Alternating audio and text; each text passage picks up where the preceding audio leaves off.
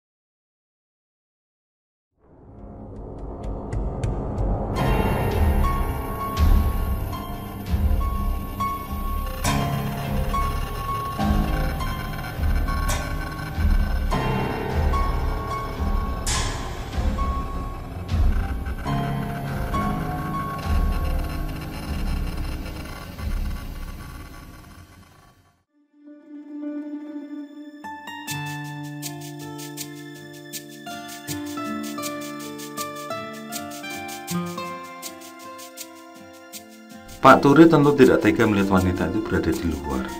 Apalagi angin juga tertiup dengan kencangnya. Kok ia tidak tinggal di mobil saja, toh Mbak? Pikir beliau.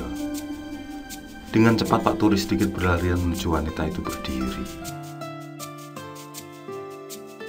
Namun Pak Turi kembali terkejut karena setiba di sana tidak ada siapapun. Pak Turi jelas terperangah. Setelah kembali, tengok-tengok kanan kiri dan tidak juga menjumpai wanita itu, akhirnya Pak Turi memutuskan untuk segera melanjutkan perjalanan. Jantung Pak Turi berdebar sekencang-kencangnya karena ketika melihat dari kaca spion, wanita yang menggendong anaknya itu tampak sudah duduk di kursi belakang. Bukan saja karena wanita itu sudah berada di sana, namun lebih karena kepala wanita menghadap ke belakang, berputar 180 derajat sehingga yang nampaknya rambutnya. Ketika Pak Turi menoleh, kepala wanita itu ikut memutar. Lalu tampaklah bahwa wanita itu ternyata tidak memiliki wajah. Mukanya rata, benar-benar rata. Tanpa pikir panjang, Pak Turi pun tancap gas. Tidak peduli ada hantu ikut bersamanya. Beruntungnya Pak Turi, hanya beberapa saat kemudian wanita itu menghilang. Pak Turi yang tidak habis pikir, apakah daerah itu memang sudah angker sejak sebelumnya, ataukah karena jin-jin yang menyerupai korban longsor sedang berkeliaran. Destin mendengarkan penuturan itu dengan perasaan cemas. Rupanya hal-hal yang berkaitan dengan mistis masih sangat kental di sini. Ia tentu tidak ingin mengalami kejadian seperti itu lagi.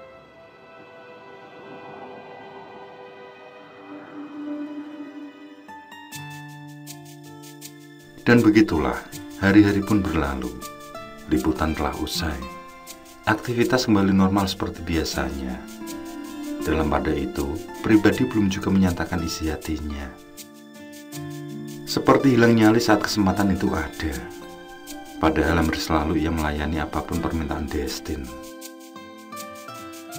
Hingga pada suatu kesempatan, ketika mereka sedang dalam suasana santai, pribadi pun membulatkan tekadnya. Meski dengan terbata-bata, apa yang menjadi isi hati pun akhirnya tersampaikan. Tin, aku mencintai kamu. Aku tulus mencintai kamu, Tin. Sebaik kalimat itu pun meluncur dari mulut pribadi. Sebaik kalimat yang sudah lama ia nantikan untuk dinyatakan pada Destin, gadis pujaan hatinya. Destin hanya diam tanpa kata. Bahkan memandang pribadi pun tidak. Sementara itu, pribadi yang sudah 99% yakin merasa kini akan genap menjadi 100%. Diam adalah iya, namun... Mas, maaf ya Mas. Mungkin jawabanku akan mengecewakan buatmu. Sebelumnya, aku benar-benar minta maaf. Aku belum punya pikiran untuk menjalin kasih, Mas. Maaf. Jawaban itu bagi Peter yang menggelegar. Harapannya yang sudah menusuk ubun-ubun harus sirna dalam sekejap. Antara percaya dan tidak bahwa cintanya tidak diterima. Tin, kamu bercanda kan?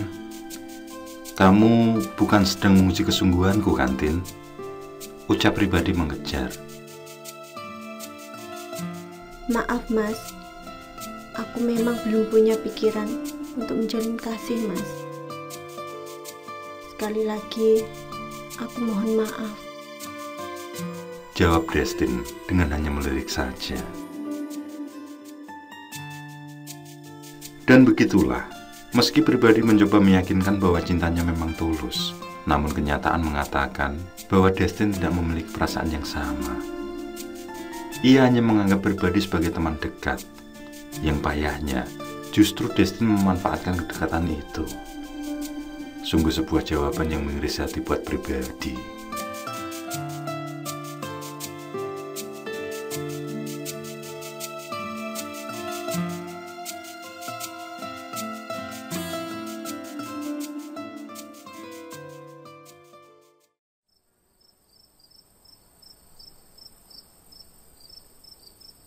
Malam itu, Destin sedang menikmati hari libur setelah beberapa hari ambil syuting di luar kota. Ia bersantai di kamar kosnya. Suara musik menemani dalam kesendiriannya. Melalui laptopnya, lagu demi lagu pun mengalir ia nikmati, bahkan sampai terkantuk-kantuk. Destin masih terhanyut dalam untayan nada yang syahdu itu, ketika tiba-tiba headsnya seperti berdering keras. Buru-buru ia melepaskan headset itu. Ia pegangi telinganya yang ikut berdenging. Dirasa sudah normal, headset kembali ia pakai. Namun belum juga satu lagu habis, headsnya kembali berdenging, sangat nyaring. Berbarengan dengan itu, terdengar sebuah suara memanggilnya. Destin melempar headsetnya. Belum juga hilang rasa kagetnya, ia mendengar pintu kosnya diketuk-ketuk. Ia dengarkan lebih cermat. Bisa jadi suara itu berasal dari kamar sebelah. Namun setelah ketukan itu kembali terdengar, Destin memastikan bahwa ada orang di luar. Destin mengintip dari sebalik gorden. Terlihat di sana seorang yang sangat ia kenal, Mas Pribadi, batinnya. Segera ia membuka pintu. Mas Pri, kok malam-malam? Bukannya kamu sedang liputan di luar kota ya? Tanya Destin. Yang ditanya hanya diam. Destin mengamati wajah Pribadi yang tampak pucat. Destin pun heran dibuatnya. Mas, kamu kenapa, Mas? Kamu sakit? Tanya Destin, dibalas gelengan kepala dari Pribadi. Duduk dulu, Mas. Kubuatkan minum sebentar. Tidak memakan waktu lama, minuman pun siap. Sesampai di teras, Destin tidak melihat Pribadi di sana. Ia pun meletakkan minuman di meja, lalu mencari ke taman di depan kos. Siapa tahu Pribadi sedang mencari udara segar di sana. Tapi betapapun Destin mencari-cari, Pribadi memang tidak berada di sana. Ketika itulah handphone di saku Destin berbunyi. Rupanya orang kantor menelepon. Kesal Destin dibuatnya. Jelas ia libur, tapi mau tidak mau ia angkat juga telepon dari kantor. Tin, kami cuma mau kasih kabar kalau Pribadi baru saja kecelakaan, kata seorang di sebalik telepon. Mas Pri, Yang bener saja toh, Pak. Dia barusan dari sini kok. Jangan bercanda loh, Pak. Tanya Destin terkaget. Tapi orang di sebalik telepon mengatakan bahwa kabar itu sungguh benar. Pribadi mengalami kecelakaan. Tidak berselang lama, kabar duka pun datang. Pribadi meninggal di rumah sakit. Seketika itu pula bulu kuduk Destin berdiri. Perasaan Destin menjadi tidak karuan. Antara sedih, menyesal, dan takut menjadi satu. Ia sedih karena bagaimanapun pribadi selalu baik padanya. Menyesal karena ia tidak menerima cintanya, bahkan selalu memanfaatkan kedekatannya. Sedangkan hal itu mungkin permintaan terakhir pribadi. Sekaligus takut, karena siapa tahu arwahnya gentayangan karena keinginan selama hidup belum terwujud. Ia tidak tahu harus bagaimana sekarang. Yang pasti, besok ia akan melayat dan memberi penghormatan terakhir untuk pribadi. Destin yang masih berada di luar kamar tiba-tiba dikagetkan dengan suara pintu yang menutup dengan sendirinya. Buru-buru ia menuju ke kamarnya. Ia buka pintu itu. Padahal tidak sedang ada angin yang berhembus. Pintu berhasil ia buka. Ia pun masuk dan mengunci pintu. Ketakutan, ia pun berlindung di balik selimut. Baru saja ia mencoba terpejam, tiba-tiba pintu kamarnya kembali terbuka. Suaranya berderit.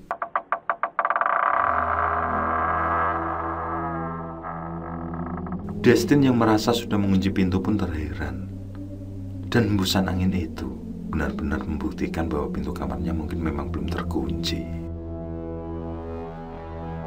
Ia berjingkat sambil menengok-nengok keluar kamar. Ia pun kembali menutup pintu dan memastikan bahwa pintunya sudah ia kunci. Kali ini, ia yakin pintu itu tidak akan terbuka. Angin sebesar apapun tidak akan mampu membuka. Maka, kembalilah Destin menuju kasurnya. Kembali berlindung di balik selimut. Ia coba terpejam, melupakan kejadian barusan. Namun tiba-tiba, kali ini bukan saja pintu itu terbuka, melainkan terhempas dengan sangat keras. Destin sampai terperanjat dan jantungnya berdebar tidak karuan. Dengan rasa takut yang mencekam, ia pun kembali bangun. Ia akan kembali menutup pintu itu. Bagaimana mungkin, padahal pintu itu sudah terkunci. Dengan sangat berdebar, Destin pun mendekat ke arah pintu. Dan pada saat itulah, dari jarak sekitar 5 meteran dari pintu kosnya, berdiri sosok tubuh yang sangat Destin kenal. Sosok itu hanya diam, namun tangannya melambai ke arah Destin. Tentu saja Destin ketakutan setengah mati. Bibirnya ikut gemetaran karena takutnya. Lututnya goyah. Sosok itu masih melambaikan tangan. Ketika lutut Destin tidak sanggup lagi menahan rasa takut, Destin pun tersimpul. Sosok itu menyaringnya sebentar, lalu dalam beberapa kedipan mata, sosok itu lenyap. Sejenak, mata Destin berkunang-kunang, namun ia masih tetap sadar. Ia belum tumbang. Segera ia kembali mengunci pintu. Heran juga baginya, kunci pintu itu tidak rusak sama sekali. Dengan perasaan takut yang tidak terkira, Destin kembali ke tempat tidur. Keringat dingin membasih sekujur tubuhnya. Ia takut andai pribadi kembali gentayangan menghantuinya.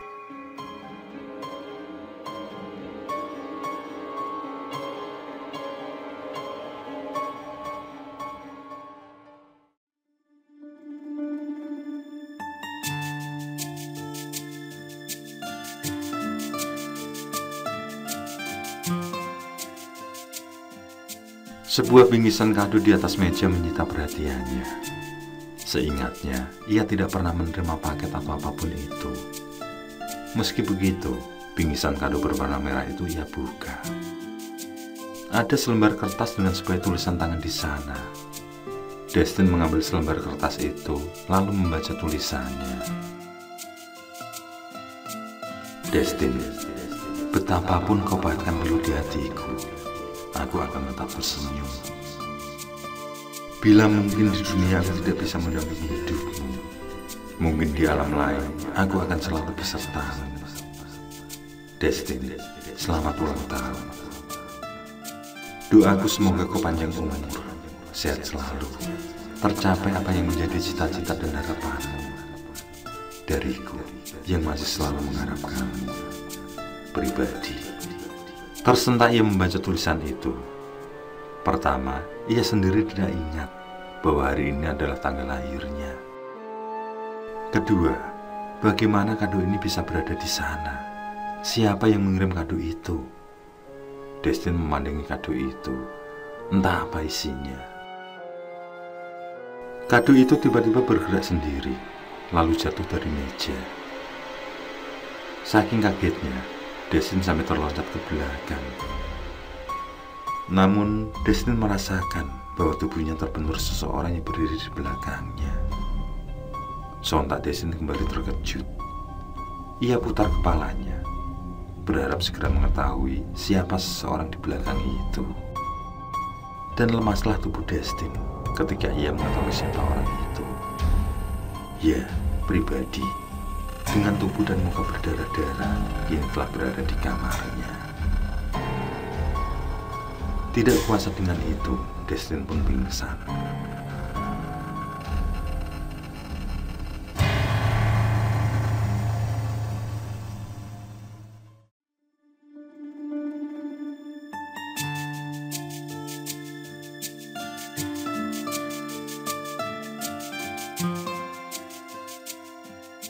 Ketika fajar telah kembali bertamu, Destin pun terbangun. Ia pandangi sekeliling kamarnya. Tidak ada sesuatu hal apapun yang mencurigakan. Kamar itu masih terkunci rapat. Saat itulah Destin teringat ada bingkisan kado di atas meja. Namun ketika ia melihat ke atas meja, bingkisan itu tidak ada. Ia mencari-cari, namun bingkisan itu memang tidak ada. Headset masih terpasang di telinganya. Musik itu masih terlantun manis. Rupanya semalam ia ketiduran.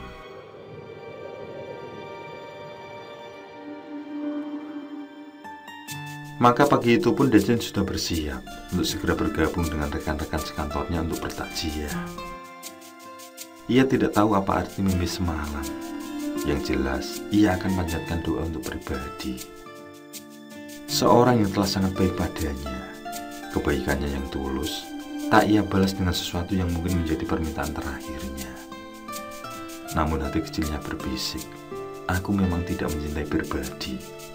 Namun tidak seharusnya juga aku memanfaatkan kebaikannya. Apalagi pribadi mengalami kecelakaan saat akan bertandang ke kos Destin. Pribadi tahu hari itu adalah ulang tahun Destin. Satu hal yang membuat Destin heran, rupanya ketika di rumah sakit, pribadi masih sempat menitipkan sebuah bingkisan pada seorang perawat. Dan perawat itu lantas menitipkan bingkisan pada orang-orang kantor yang tiba di rumah sakit beberapa saat sebelum pribadi menghembuskan nafas terakhir. Bingkisan kado itu sama persis seperti yang ada dalam mimpinya. Di dalamnya pun terdapat tulisan yang sama. Terbawa rasa kehilangan yang mendalam, disertai rasa menyesal karena telah menyia-nyiakan seorang yang tulus mencintainya. Bulir air mata pun tidak bisa Destin bendung. Ia menangis sejadi-jadinya. Ia tumpahkan rasa sesal itu. Ia bisa merasakan bagaimana sakitnya pribadi ketika cintanya tidak terbalas. Tangis itu pun semakin menjadi-jadi, penyesalan yang entah bagaimana ia akan menembusnya.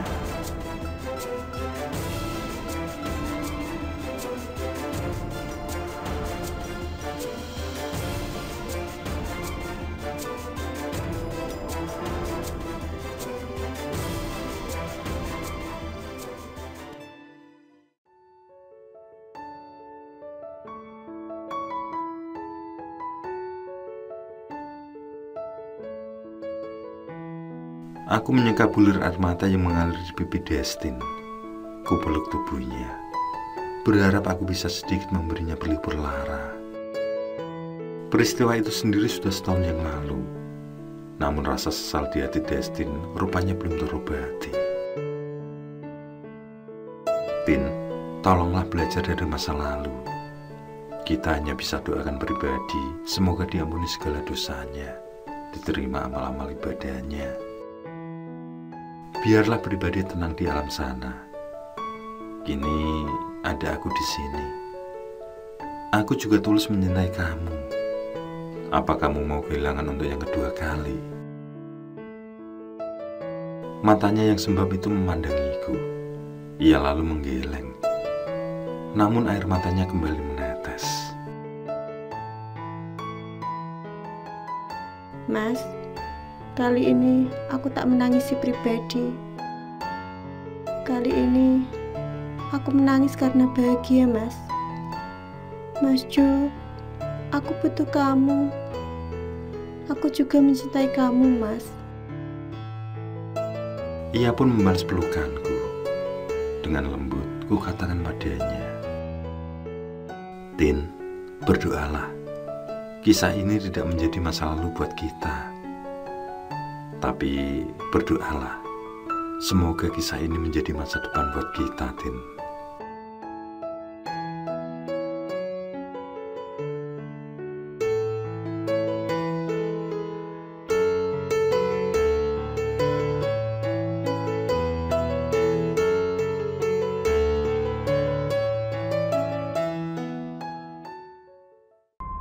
Oke, saya kira cukup cerita kali ini. Untuk cerita-cerita lainnya, silahkan buka di bagian video dalam channel ini, di playlist cerita bergambar. Sekali lagi terima kasih ya. Jangan lupa like, komen, share juga boleh. Dan untuk yang belum subscribe, langsung klik tombol subscribe. Semangat berkarya. Akhirul kalam, wassalamualaikum warahmatullahi wabarakatuh.